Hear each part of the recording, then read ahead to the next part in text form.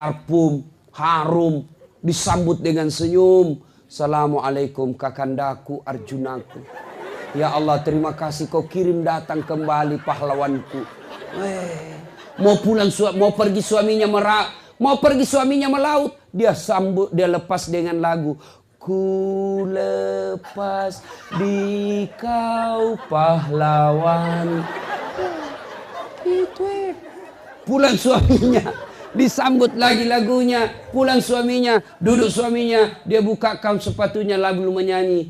Bila kamu di sisiku, hati rasa syahdu.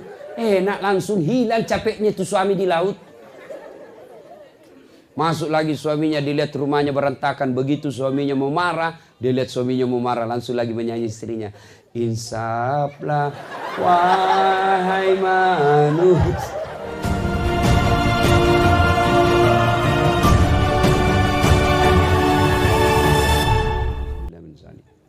Waqala idzan, Allah kemudian berfirman, bismillahirrahmanirrahim. Ya ayyuhalladzina amanu dukhulu fis-silmi kaffatan wala tattabi'u khutuwatis syaitan innahu lakum adu mubin. Wahai orang-orang yang beriman, masuklah engkau ke dalam Islam secara sempurna dan janganlah engkau ikuti langkah-langkah setan, karena sesungguhnya setan itu musuh yang nyata bagi kalian. Kira-kira ada enggak setan di tengah-tengah kita? Masa ada? Ada setan, Ibu? Ada. Setannya bukan pocong, setannya bukan uka-uka, tapi apa setan yang ada di tengah-tengah kita? Bentuknya handphone. Orang sudah ceramah masuk. Setan itu HP-mu. Ibu-ibu yang pegang HP selama saya ceramah, saya doakan suaminya kawin lagi. Simpan dulu itu HP-mu, Bu. Simpan dulu. Orang sudah ceramah masih menggis. Setan itu mengalihkan perhatian. Simpan dulu, Bu. Simpan dulu. Malah saya pernah di Sulawesi, saya lagi ceramah, Ibu, tiba-tiba ada ibu-ibu di belakangi saya. Dia balik begini. Selfie. Baru dia tulis di Facebooknya, latar belakang das atlatif. Saya nak jadikan background. Dia kira saya pot bunga. Saya turun dari panggung ini, Bu, kira-kira umurnya 55 tahun. Ngefans betul sama saya. Dia dari mulai saya datang, dia ikuti terus. Sekali saya selesai ceramah, dia bilang, Ustadz boleh cium? Heh, apa kamu cium saya? Tidak boleh, haram. Dia bilang, tidak nafsu Ustadz, cari barakah, haram. Coba kau masih muda.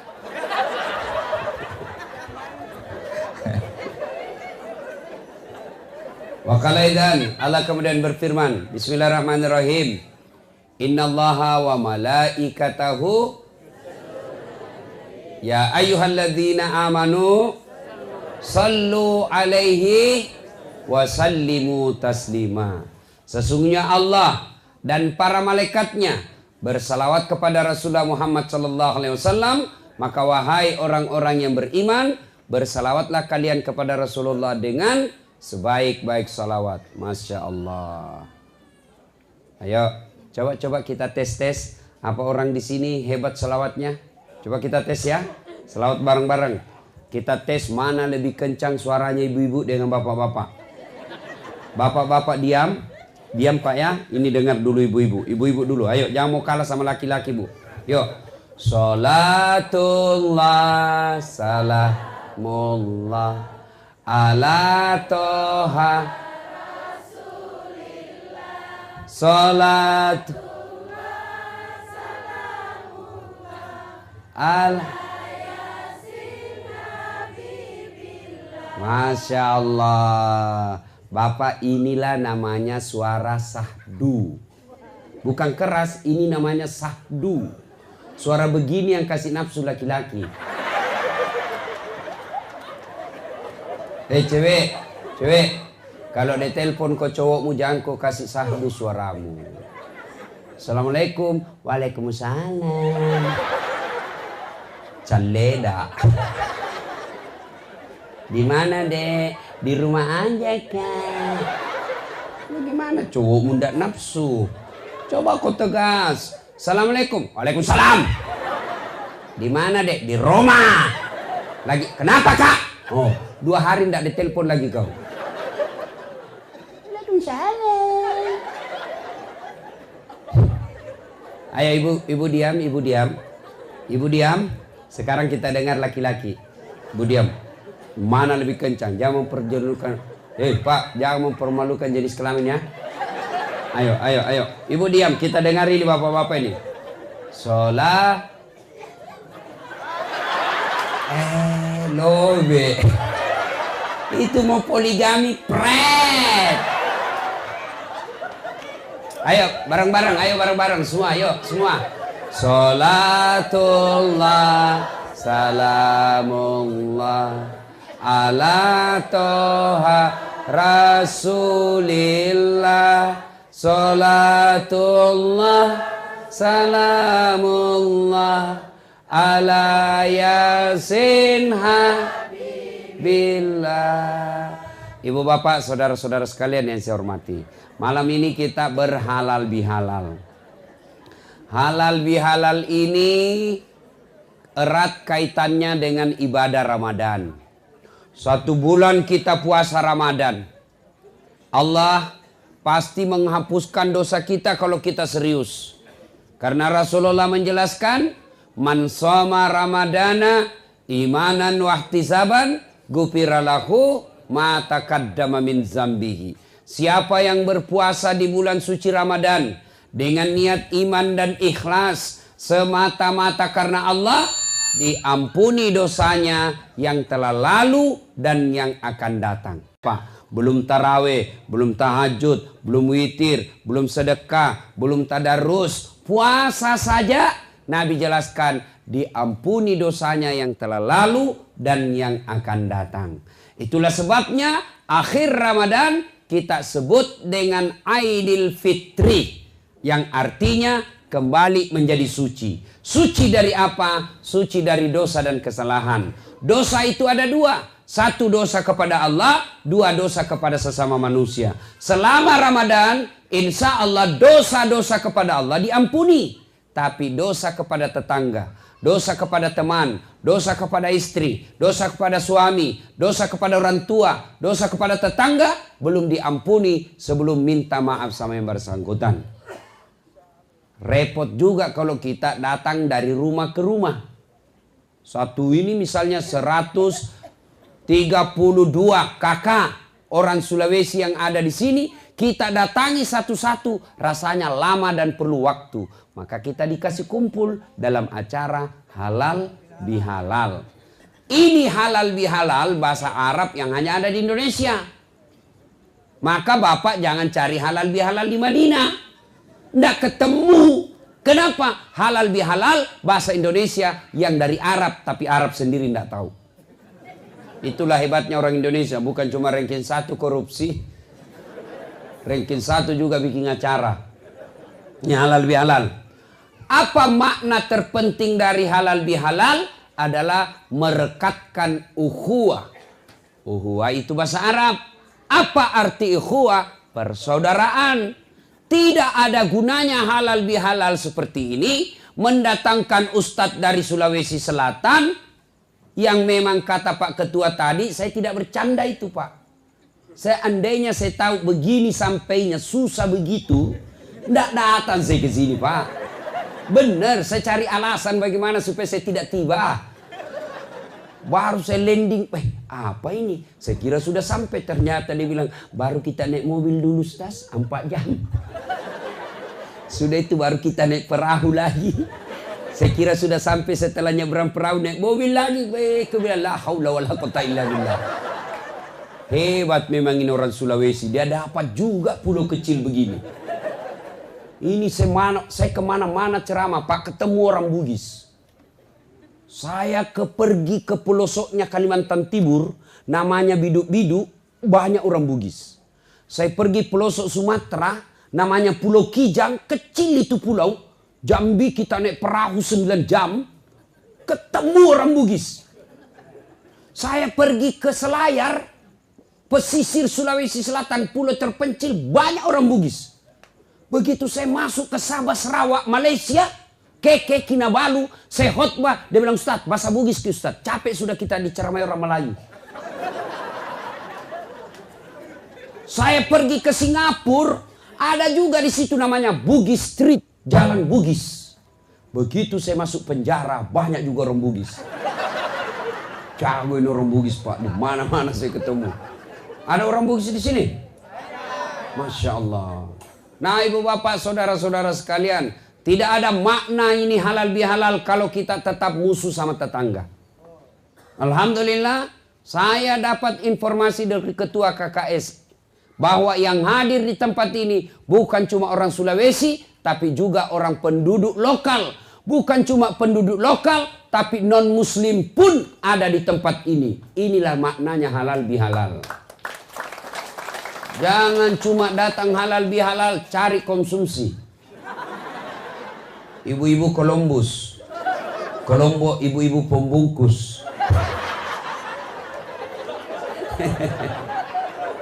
Sudah dikasih satu, dia bilang belum. Ini kelompok Columbus, kelompok ibu-ibu pembungkus, Pak Doko. Ayo kita bicara halal bihalal. Pertama yang perlu kita tahu, halal bihalal ini tujuannya merekatkan persaudaraan. Kenapa orang putus persaudaraan? Ini dulu harus ditahu. Kenapa pecah persaudaraan? Ya? Sebab pecahnya persaudaraan itu ada beberapa hal. Satu, karena kepentingan kekuasaan. Coba lihat, berapa banyak kabupaten kota yang kita lihat, bahkan provinsi yang kita lihat, belum beberapa hari sudah dilantik. Bahkan ada saya lihat belum dilantik, bupati sama wakil bupatinya sudah baku musuh. Kenapa? Karena kekuasaan bupati dan wakil bupati yang tidak baku cocok aturnya. Kalau kita masyarakat, apa yang menyebabkan kita bermusuhan gara-gara kekuasaan? Pilkada dan pemilu pilcaleg. Beda pilihan boleh. Tapi jangan gara-gara beda pilihan kau bertengkar sama tetanggamu. Sekarang saya heran lihat orang kita. Gara-gara pilpres, Prabowo Jokowi berbeda. Dia bertetangga baku musuh. Nah kasih kau gajinya dong. Oh. Beleng-beleng. Orang mau jadi presiden dia baku tetangga bertengkar. Memangnya kalau terbakar rumahmu datang Jokowi sama Prabowo bantu kok. Hoi. Kalau kau meninggal siapa yang datang usung jenazahmu? Siapa? Sandiaga? Maruf Amin? Bertengkar gara-gara pemilu, bodoh. Gara-gara pilcaleg mau bertengkar, jangan. Mereka mau jadi anggota DPR, kamu tim sukses bertengkar. Ini juga karang-kara tim sukses kasih berkelahi orang. Dia mau dapat proyek, bohong aja kerjanya. Siap, baleho pak, siap aman. Disuruh bikin 10, 2 aja dia bikin. Ada tim sukses di sini? Banyak. Ibu majelis taklim juga biasa jadi tim sukses. Gampang pak, anggota saya 100, tapi tolong belikan kami seragam. Pret. Ayo, jangan bertengkar gara-gara janji-janji politik. Politisi kau percaya, hancur kau. Itu politisi kalau mau dipilih gayanya luar biasa. Pakai gamis, pakai songkok, pakai serban, bikin baleho, Allahu Akbar, tidak pernah didapat di masjid. Apa pembohong begitu kau mau percaya? Dia bagi-bagi kartu namanya, pilih saya, kita sama-sama orang Sulawesi, pilih saya, ada masalahmu, nih kartu namaku, telepon saya 24 jam. Begitu terpilih, dia ganti nomor HP-nya. Itu yang kau mau percaya? Dongo. Ayo sudah, jangan bertengkar. Sekarang sudah selesai pilpres. Kalau ada yang merasa dibohongi, kau tidak usah ribut. Kalau ada merasa dicurangi, kau tidak usah ribut. Serahkan kepada Allah. Demi Allah, tidak ada orang manusia yang mulia hidupnya kalau dia pembohong dan pendusta. Tidak ada itu orang yang hidupnya mulia kalau dia curang dan pembohong. Tidak usah ribut. Serahkan saja kepada Allah. Aturan hukum biarkan jalan. Jangan kau ribut. Lebih kau urus daganganmu. Ya. Sekarang tidak ada lagi 01, 02. Tidak ada lagi Prabowo, tidak ada lagi Jokowi. Yang ada sekarang 01 tambah 02 sama dengan 03 Persatuan Indonesia. Ya. 2. Penyebab orang bertengkar bermusuh. Apa? Sombong. Apa itu sombong? Pakai barang mahal, belum tentu. Pakai itu. Ibu-ibu punya emas, pakai itu emasmu supaya orang tidak remehkan kamu. Apa sombong? Belum tentu. Kapan kau sombong? Kalau kau hina orang yang pakai palsu. Pakai emasmu, pakai kalau perlu tulis emas murni. Tapi jangan kau remehkan orang. Nih bapak-bapak kalau mau pakai ini emas pakai. Mau pakai Rolex pakai. Mau pakai Rado pakai. Mau pakai baju krokodil pakai. Tahu krokodil? Cap buaya. Sekarang tidak ada lagi di sini pakai cap buaya karena dia sudah jadi buaya darat. Boleh pakai. Kapan kau sombong ketika kau hina tetanggamu? Kau tahu ini bajuku? Ini Singapura 3 juta. Kamu tidak bisa beli, miskin. Kau sombong. Ibu-ibu sombong. Pakai emasmu, pakai namanya perhiasan. Kapan sombong kalau ibu menghina orang yang pakai bukan emas? Kau tahu ini emas Dubai 70 juta saya beli di Madinah. Kamu tidak bisa beli, orang miskin. Kau sombong. Pakai emas boleh, yang penting jangan kau terlalu sombong. Mentang-mentang pakai emas gelang, gak begini terus.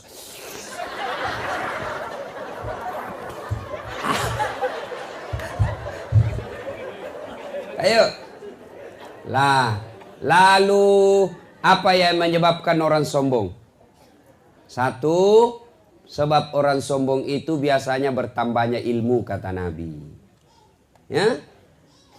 Di sini bisa jadi sombong anak sarjana yang tinggi sekolahnya, pulang kampung sombong, dia lihat tetangganya ndak ada sekolahnya, dia sombong gara-gara ilmu. Jangan. Ada juga orang sombong gara-gara ustadz, banyak ilmunya sombong. Adakah ustadz yang sombong? Banyak. Mana ustadz yang sombong? Yang baru belajar agama 6 bulan, itu pun melalui YouTube semua salah. Ada sekarang itu anak muda, belajar agama melalui YouTube 3 bulan, habis kuotanya. Semua salah. Halal bihalal tidak ada sama Nabi, itu bid'ah.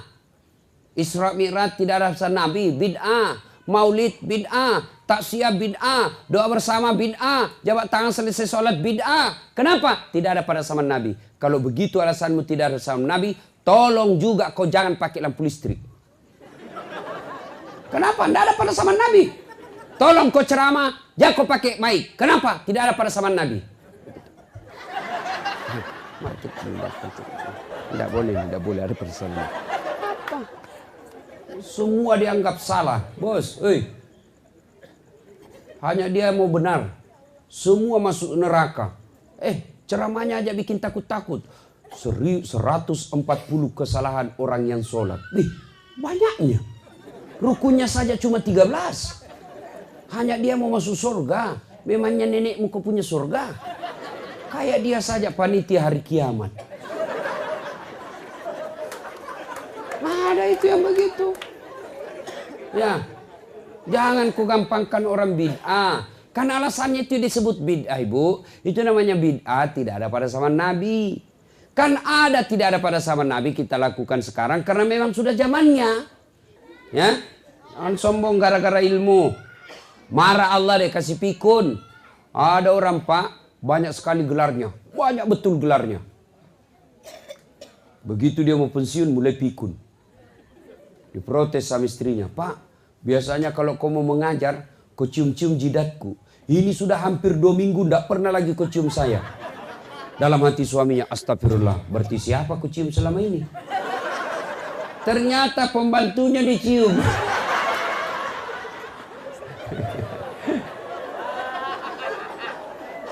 Biasanya saya kalau ceramah begini ada air minum di samping saya. Mana airnya dulu bos? Sambil nunggu ya. Salatullah salamullah ala toha. Salatullah salamullah ala yasin habibillah.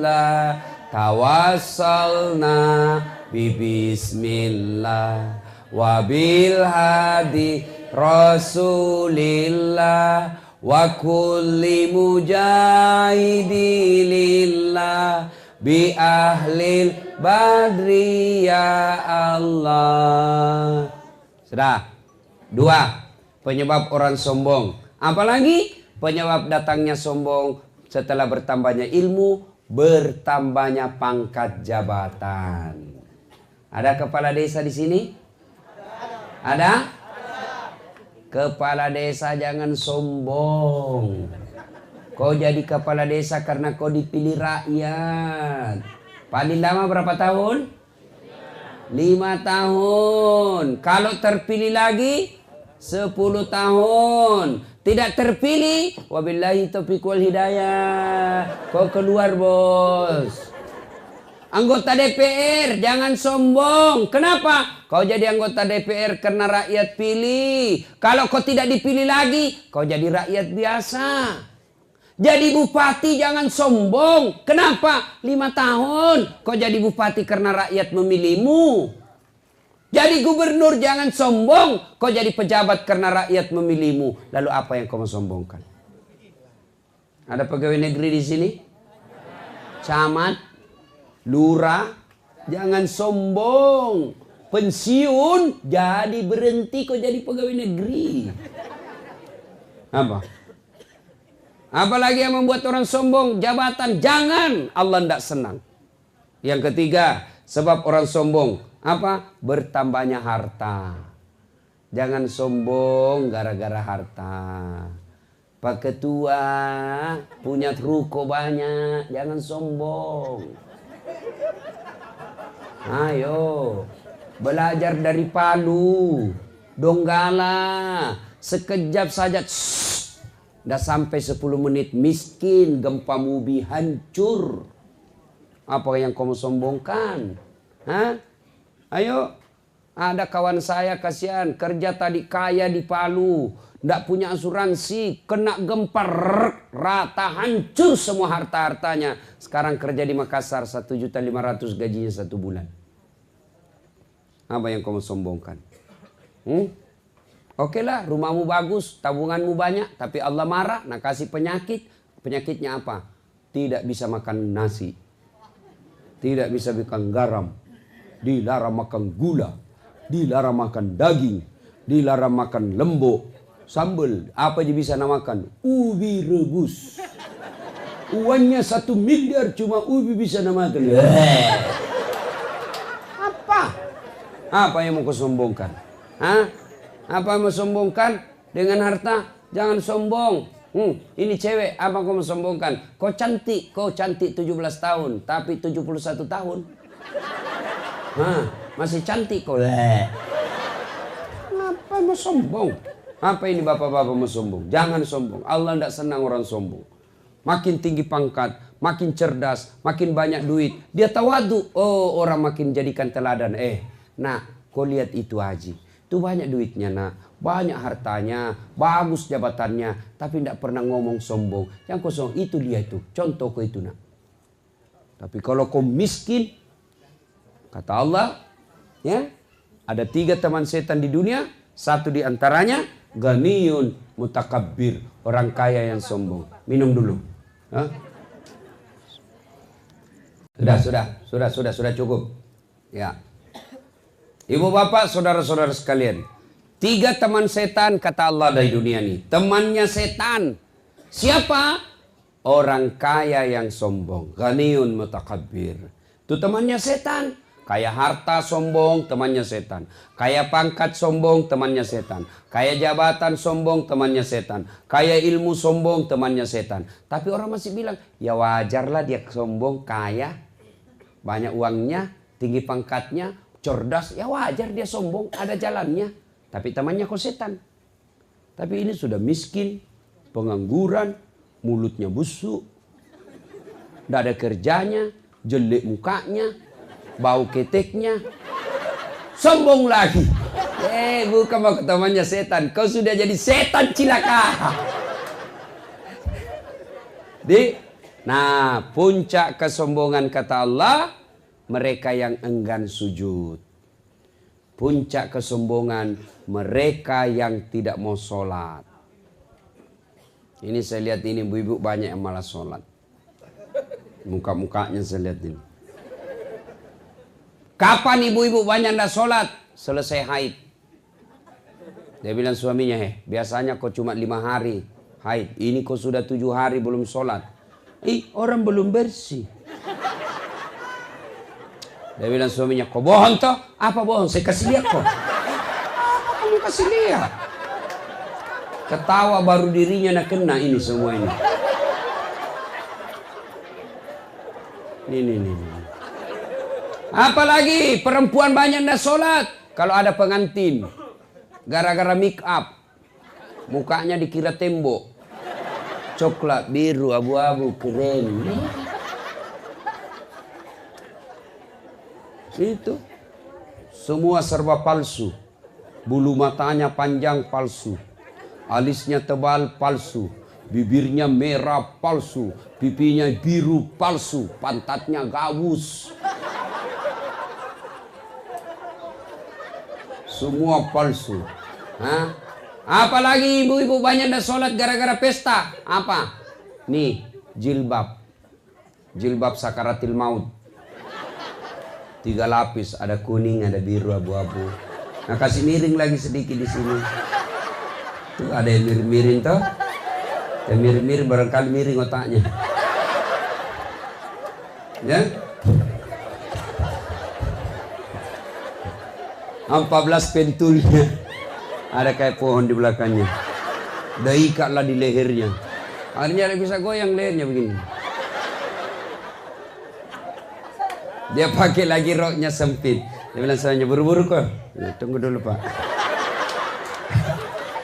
Beleng-beleng. Dia bilang saya pi kau sholat. Kau tiap tahun pi umrah. Pi sholat. Apa dia bilang istri? Sadar kok pak. Sadar saya suruh kau sholat. Pi kau sholat. Dia bilang kau tidak lihat ini jilbabku. Gara-gara sholat jilbab tidak sholat. Ini semua ini. Ya. Kalau bapak-bapak tidak sholat kapan? Kalau dia pergi melaut. Apa dilarang sholat di tengah laut? Tidak ada. Apa dibenarkan boleh tidak sholat ketika melaut? Harus tetap sholat. Gimana kita mau sholat Ustaz? Kita tidak lihat apa? Kita tidak tahu arah kiblat Ustaz. Kita di tengah laut. Kau lihat matahari di mana terbenam. Kalau di sana terbenam ya sudah kau menghadap ke sana. Berdiri. Kalau kau perahu kecil duduk saja. Kalau mampu kau berdiri, berdiri.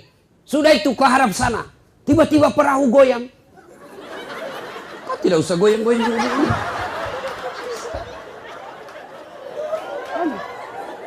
Ya. Ustaz, bagaimana kita mau sholat di perahu Ustaz? Kita bau oli, kita bau keringat, kita bau matahari. Allah tahu bapak lagi dalam keadaan kerja. Boleh sholat bau oli. Baju saya kotor Ustaz. Allah tahu bapak lagi dalam keadaan kotor. Yang penting bapak tidak kena kencing bajunya dan tai. Boleh. Apa lagi? Apa lagi kau tidak mau sholat? Bilang apa? Saya jawab semua. Ayo.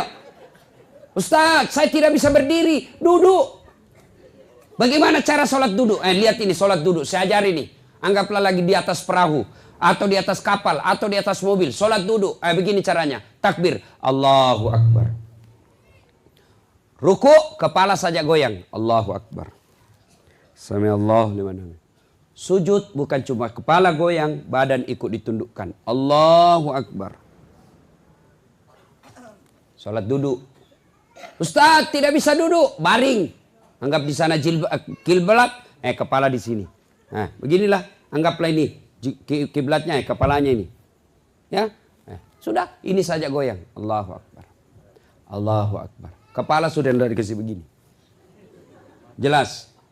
Saya tidak bisa begitu Ustaz. Sholat pakai isyarat. Mana namanya sholat pakai isyarat? Matamu saja aku kasih goyang.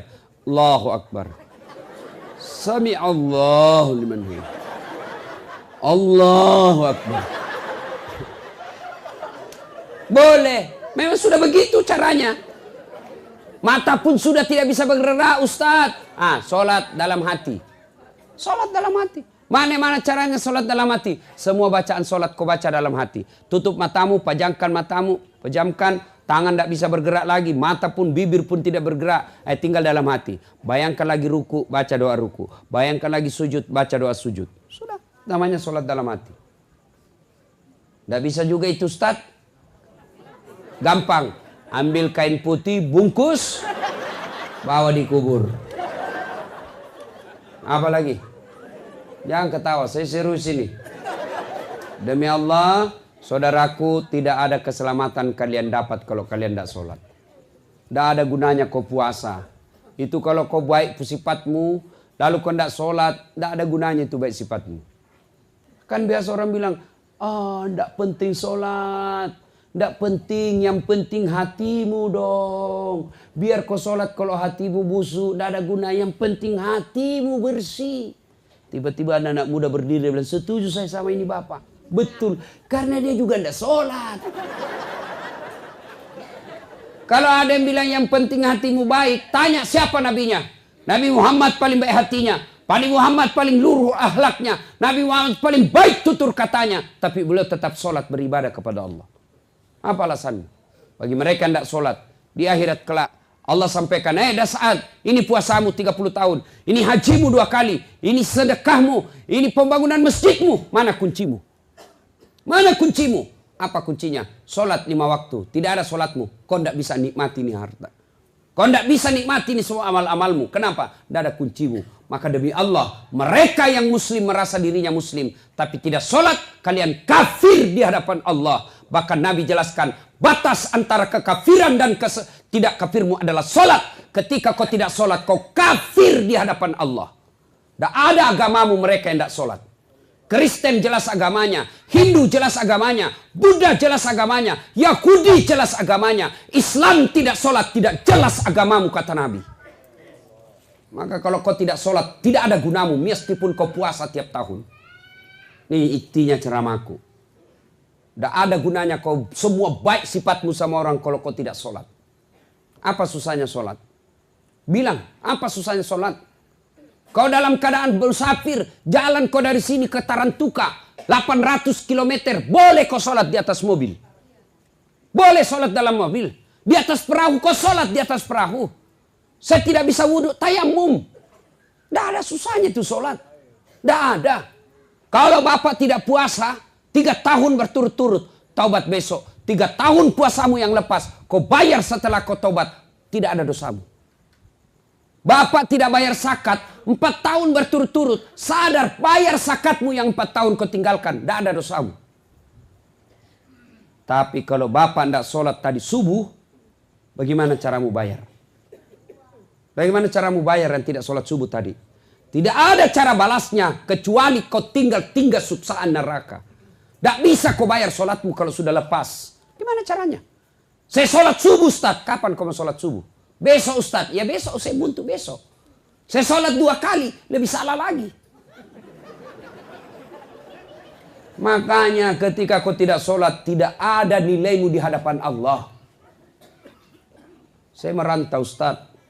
Sudah 30 tahun merantau dari Bima.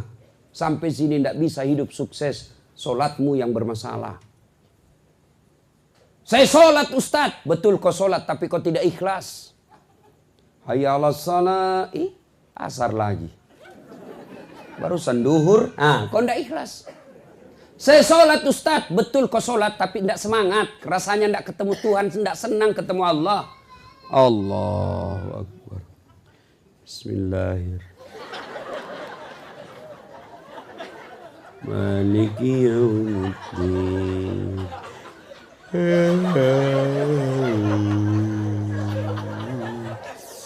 Ihdinas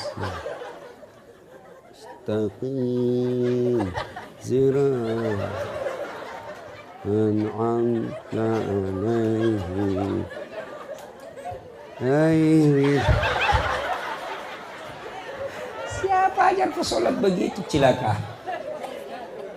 Allahu Akbar, kayak ditiup angin. Ada ya, Allahu Akbar. Pantas 20 tahun kau merantau cari nafkah, ndak bisa baik hidupmu. Kenapa sholatmu bermasalah? Mana ada orang baik hidupnya kalau sengsara, mana ada orang sengsara hidupnya kalau baik sholatnya? Percaya Pak, kalau baik sholat, kecil punya ruko, kecil punya mobil, kecil jadi sarjana anakmu, kecil semua itu, kecil jadi anggota DPR. Allah cuma minta perbaiki sholatmu. Ya, Ibu, maka ibu kontrol sholatnya suaminya, bapak kontrol sholatnya istrinya. Istrimu pergi ke jalan, telepon ketika sudah duhur, ingatkan, Bu, sudah duhur. Kamu jalan sudah sholat dak? Bu, pergi suaminya cari merantau, Pak, kau di mana sekarang? Saya di warung kopi. Ini sudah duhur, sudah mau hampir habis asar. Kau sudah sholat dak? Itu namanya suami istri yang saling mengingatkan. Sudah sholat? Belum. Telepon lagi 5 menit yang kanan. Kau sholat? Telepon lagi 10 menit yang akan datang. Nanti kau berhenti telepon kalau dia bilang, saya sudah sholat. Baru itu yang bagus. Ibu ndak usah cemas kalau anakmu pengangguran. Bapak ndak usah cemas kalau anaknya ndak punya kerja. Tapi cemaslah dan malu ketika anakmu sudah sarjana tidak tahu sholat. Malu kalau tidak tahu bahasa Inggris. Ndak malu kalau anaknya ndak sholat. Ya? Paham? Nah, coba Bapak saudara-saudara sekalian. Nah, berikutnya apalagi yang menyebabkan orang putus persaudaraan? Tadi kepentingan kekuasaan. Yang kedua kesombongan. Yang ketiga apa? Sangka buruk. Ditelepon tidak dijawab. Mentang-mentang. Mulai sangka buruk. Ibu telepon suaminya tidak dijawab. Sangka baik. Oh, suamiku lagi sholat duha. Tenang. Telepon lagi jam 9. Tidak dijawab. Oh, barangkali suamiku lagi ngaji. Tenang perasaanmu. Jangan telepon. Pasti ada lagi ceweknya situ. Kau tidak bakal tenang itu. Demi Allah, tidak ada orang tenang kalau sangka buruk terus di otaknya. Tiba-tiba dapat WhatsApp. Saya lihat suamimu bonceng cewek cantiknya. Oh, berarti suamiku lagi ngojek. Perasaan. Ya, sangka baik. Jangan kau jadikan suamimu tahanan kota. Wajib lapor 24 jam. Baru keluar 1 jam menelpon. Di mana kau, Pak? Di mana kau? Di kantor. Bohong. Mana kau? Di kantor. Bohong. Tolong foto baru kirim. Ya. Ada bapak-bapak dikasih gitu istrinya? Ada di sini bapak-bapak? Ada di sini takut sama istrinya? Ada? Berhenti kau jadi laki-laki. Apa mau takut sama istrimu? Tidak ada harga diri itu. Aku bilang sama istriku, boleh kalau duit habis-habis itu rezekimu, tapi jangan kamu kasih takut-takut saya. Nelpon di mana kau? Video call. Sistematik kita. Baru 1 jam mencari kita. Sampai di rumah dia ngomel kerjanya. Apa enaknya kita jadi laki-laki? Jangan takut sama istri Pak ya. Dia bilang soalnya kalau dia marah Ustadz, dia kasih pecah piring Ustadz. Kalau dia kasih pecah piring Pak, 1 kasih pecah kok 1 lusin. Piring boleh dibeli. Harga diri sebagai suami tidak boleh diinjak-injak. Allahu Akbar.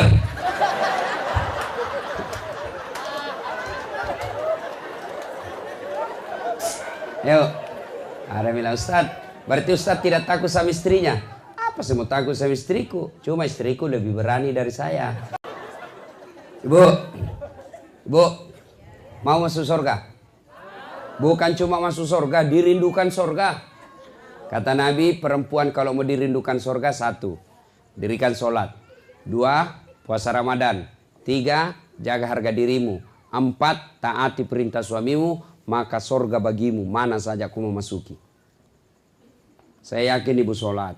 Saya yakin ibu puasa. Saya yakin ibu tidak jalan kecuali yang baik-baik. Tapi yang membuat ibu bisa masuk neraka gara-gara apa? Tidak taat sama suami. Sekarang ibu-ibu itu malas masak, ngontrol suami. Suaminya dibentak. Bakal ndak bakal, biar hitam sidat gara-gara sholat. Kau puasa Senin Kamis, tapi kau kurang ngajar, durhaka sama suamimu. Suamimu kau kata-katai, suamimu seenakmu bicara. Demi Allah kata Nabi, jangankan kau masuk surga, baunya surga kau tidak dapat ibu. Kenapa begitu Ustaz?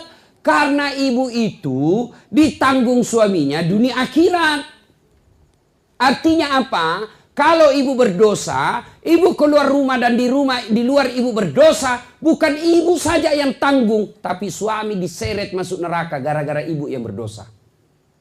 Beda laki-laki. Suaminya ulama, suaminya penceramah, suaminya penghafal Quran, rajin sholat tahajud, tapi istrinya tidak pakai jilbab, istrinya tidak sholat, istrinya tidak puasa Ramadan, istrinya suka bertengkar sama tetangganya. Meskipun suaminya ketua majelis ulama, suaminya masuk neraka lebih dulu baru istrinya. Makanya jangan suka ngomong. Tanggung ibu-ibu itu dunia akhirat. Kasih senang itu suamimu. Ibu, fungsi utama seorang suami bukan cari nafkah bagi ibu. Fungsi seorang suami yang utama bukan cari makan. Tapi apa? Mendapatkan ridho supaya ibu gampang masuk surga. Suamiku cerewet, biar saja dia masuk neraka. Yang penting ibu harapkan suamiku senang sama saya. Itu yang membuat saya gampang masuk surga. Kalau ibu suka ngomel, malas masak, di rumah tidak pernah cantik, berat badan tambah besar. Apa enaknya kita jadi laki-laki? Dulu itu ibu istri-istri dulu, suaminya kalau pulang mau pergi melaut, belum bangun suaminya sudah siap makanannya yang dikaling-kaling dengan kopinya untuk dibawa ke perahu. Belum pulang suaminya sudah siap masakannya.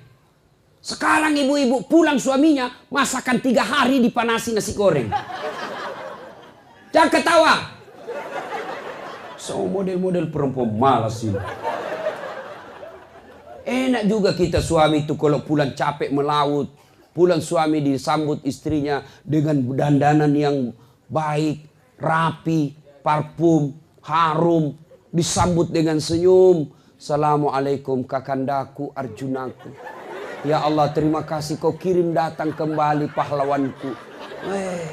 Mau pergi suaminya melaut, dia sambut, dia lepas dengan lagu. Ku lepas di kau pahlawan. Itu pulang suaminya, disambut lagi lagunya. Pulang suaminya, duduk suaminya, dia buka kaum sepatunya lalu menyanyi. Bila kamu di sisiku, hati rasa syahdu. Enak, langsung hilang capeknya itu suami di laut. Masuk lagi suaminya, dilihat rumahnya berantakan. Begitu suaminya mau marah, dilihat suaminya mau marah, langsung lagi menyanyi istrinya. Insaflah wahai manusia. Enak kan perasaan jadi suami. Tapi itu dulu. Ibu-ibu dulu itu begitu lagunya. Sekarang lagunya ibu-ibu sekarang modern apa? Yo ayo. Yo ayo yo. Lebih parah lagi itu ibu. Ini ibu-ibu majelis taklim lebih hancur. Senam di lapangan. 17 Agustus nyanyi di lapangan. Gabung sama laki-laki. Apa perempuan dilarang olahraga? Harus kau olahraga supaya tetap kau cantik dan sehat. Yang dilarang kalau olahraga campur-campur laki. Bayangkan kalau ibu di depan. Celananya ketat. Baru ibu-ibu. 1, 2. Lakinya orang di belakang. 3. Apa dia pikir? Majelis taklim kok begitu? Ada lagi yang lebih parah, ulang tahun pesta rakyat. Ini nih, sebentar lagi kita ulang tahun pesta rakyat, 17 Agustus. Bikin panggung besar, nyanyi bareng-bareng, laki perempuan campur-campur. Goyang ke kiri, nah, kanan, kanan. Apa ini? Orang gila itu begitu. Jangan ikut-ikut majelis taklim begitu. Majelis taklim pakai jilbab besar, ikut pengajian, tapi masih suka nyanyi begini. Allah tidak senang sama kalian kalau begitu. Boleh nyanyi, boleh, tapi jangan gabung-gabung dengan laki-laki. Lagu gelah yang bagus-bagus, yang ada nasihatnya.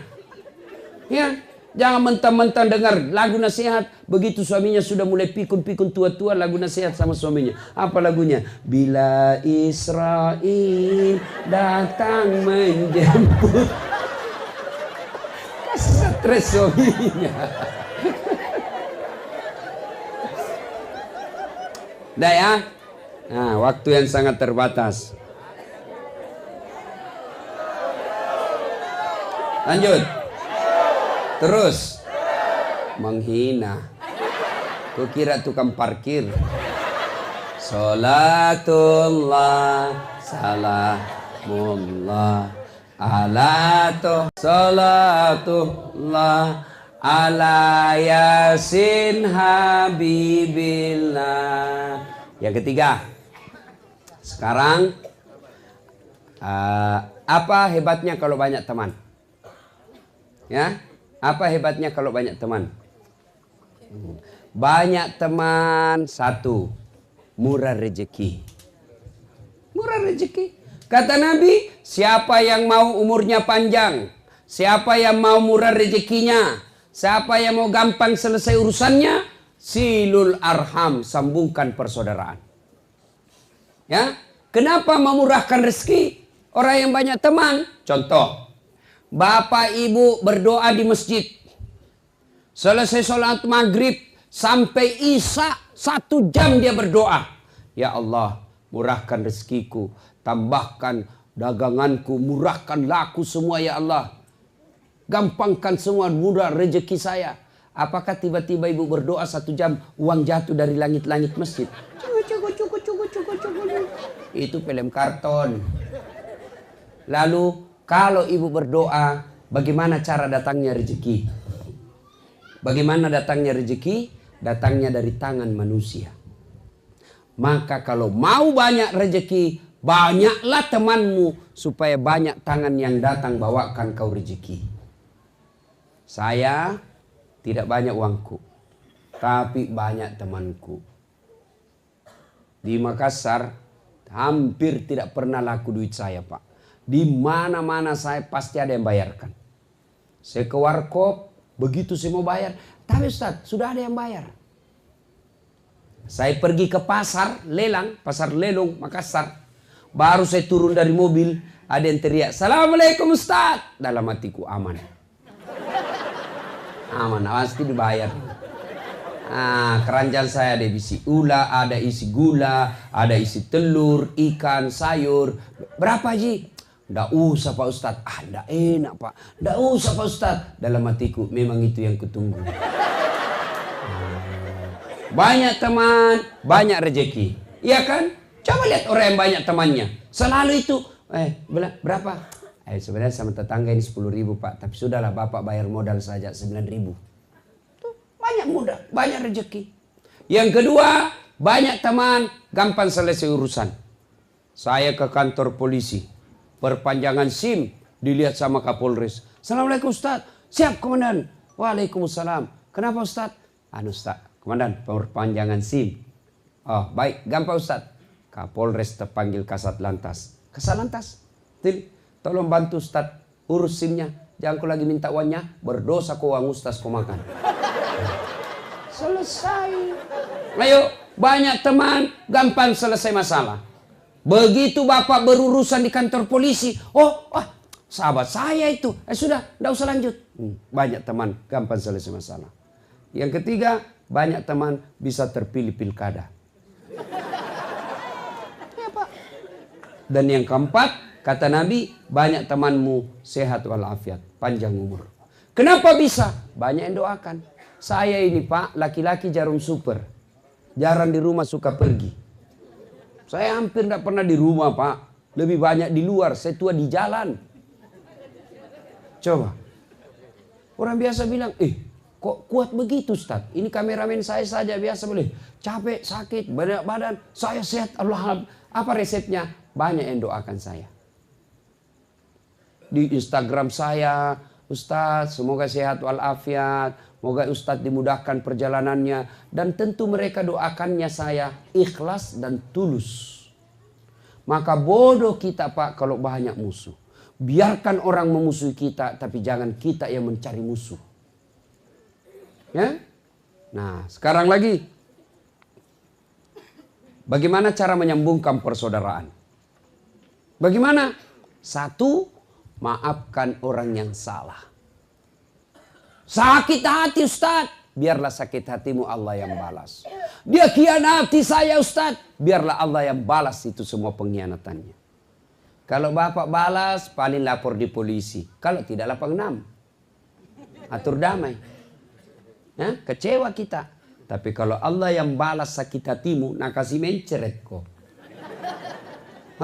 Nggak usah dulu ginjal, nggak usah penyakit jantung, mencret. Mencret 2 bulan. Apa? Mana bisa kita kerja kalau mencret 2 bulan? Begitu mau naik perahu. Sebulan lagi. Coba. Sampai di rumah keluar lagi. Coba. Jadi biarkan sakit hatimu. Biar Allah yang balas. Minta maaf. Ya. Tidak maafkan saya. Bukan urusanmu. Maafkan orang. Yang kedua. Cara menyambungkan persaudaraan. Bersedekah. Sedekahlah. Bapak, ibu, saudara-saudara sekalian. Saya lihat masjid kita belum jadi. Ini yang kaya. Yang ratusan juta duitnya di bank. Lalu masjid kau tidak selesaikan demi Allah. Uangmu yang ada di bank nanti kasih repot kau kalau kau mati. Jangan pelit. Tidak ada orang miskin kalau dia rajin sedekah. Mana ada orang kita lihat bangkrut gara-gara sedekah. Ustaz, itu di kampung saya yang sudut. Dulu rumahnya itu yang itu sudut warna coklat. Kaya sekali dulu itu Ustaz. Hanya karena rajin sedekah dia bangkrut. Tidak ada itu orang bangkrut gara-gara sedekah. Yang bangkrut gara-gara apa? Maksiat, judi, narkoba, selingkuh. Bukan poligami. Poligami halal. Jangan takut poligami Pak. Yang penting Bapak mampu dan berani. Dia bilang istri, mengajar salah lagi Ustaz di atas. Ibu, mau gampang masuk surga? Mau? Suruh suami kawin lagi. Dia bilang banyak jalan menuju surga. Memang banyak, tapi macet. Ini jalur tol. Dia bilang sakit hati Ustaz. Ya memang sakit hati karena hadiahnya surga. Kalau tidak sakit hati ya kipas angin saja hadiahmu. Gimana suamimu tidak nikah lagi kalau kau tidak pernah cantik? Kita pulang daster tinggi sebelah. Kelihatan tali BH. Mau tidur bedaknya di sini tebalnya. Dah kasih timun matanya. Tidur sambil mengorok.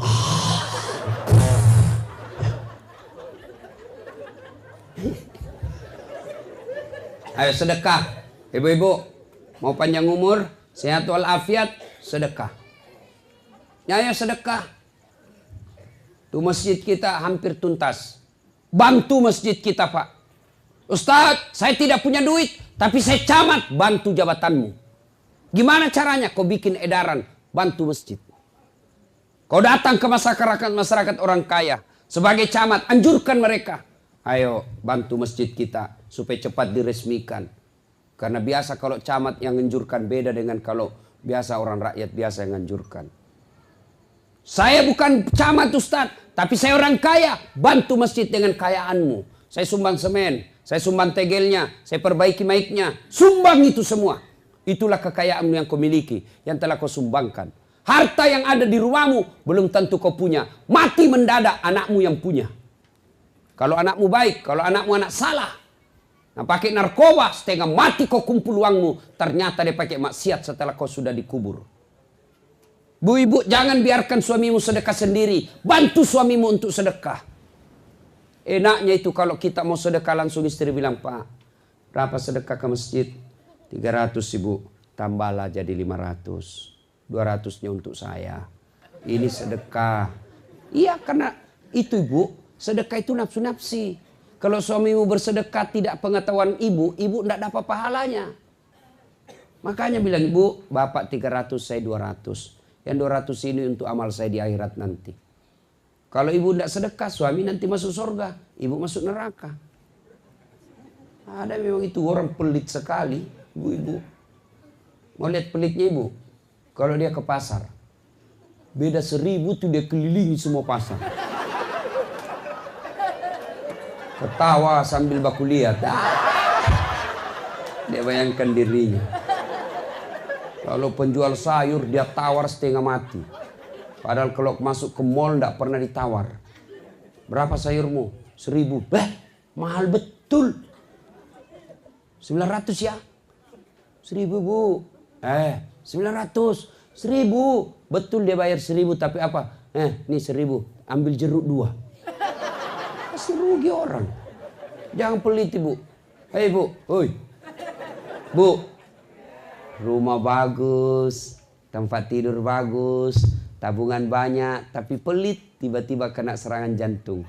Mati mendadak, siapa yang nikmati tabunganmu? Siapa? Istri kedua.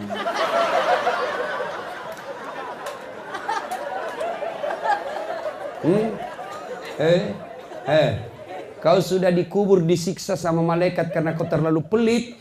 Istrimu, suamimu enreyen dengan istri barunya. Hancur kau. Maka jangan terlalu pelit. Ya, sedekahlah ibu. Demi Allah.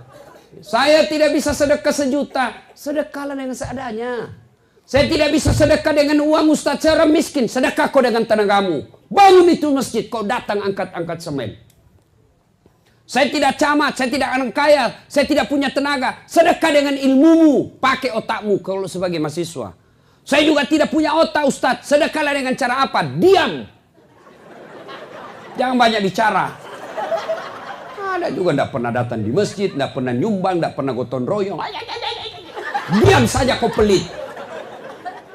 Ya, sedekah. Bantu tetangga. Demi Allah, tidak ada orang bangkrut gara-gara sedekah.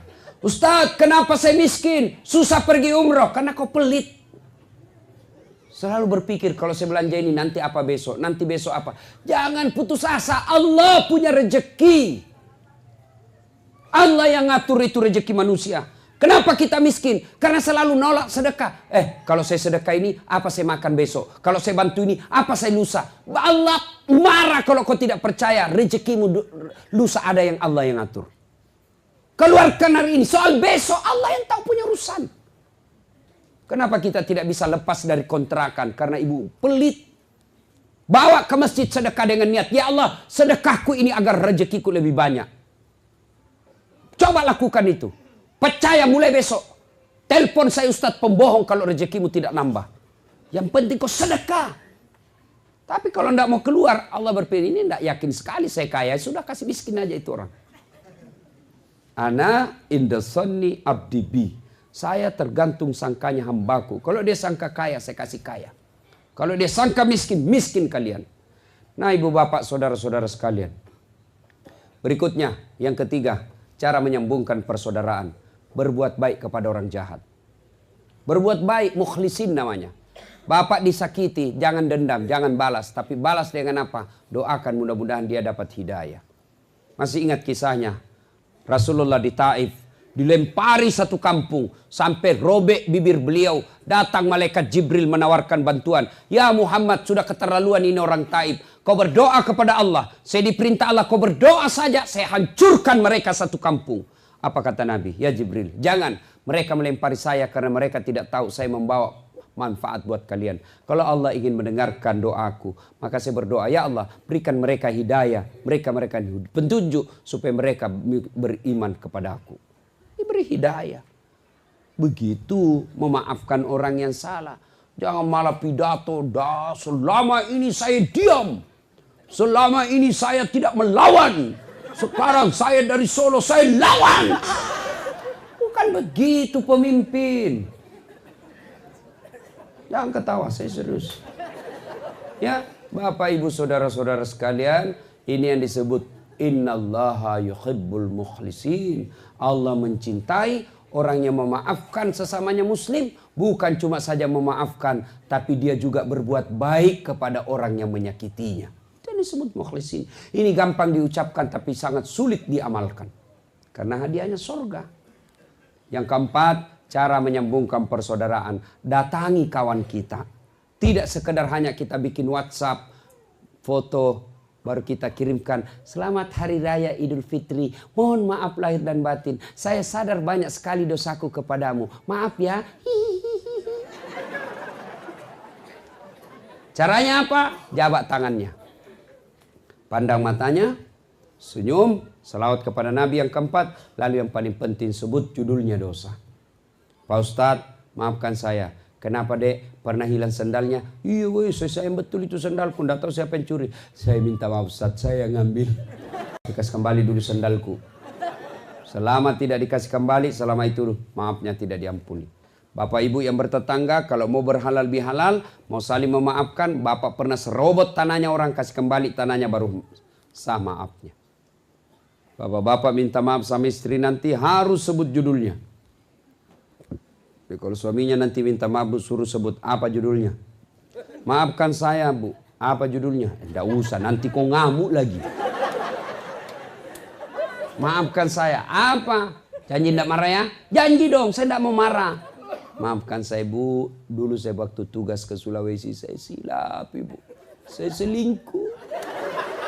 Dia bilang istrinya, saya maafkan pak. Begitulah manusia biasa. Saya ikhlas memaafkan bapak. Karena waktu bapak juga tugas ke Sulawesi, saya juga selingkuh.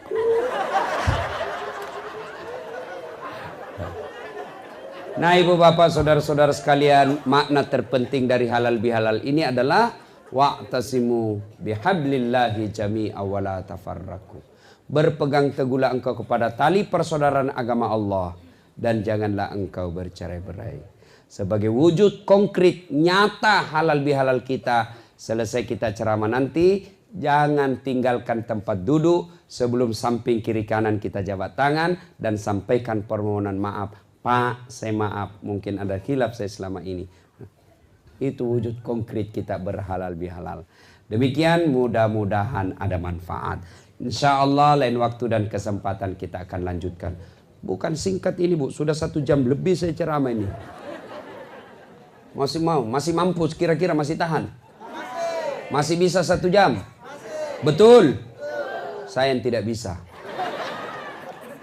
Insya Allah mudah-mudahan lain waktu dan kesempatan. Terima kasih.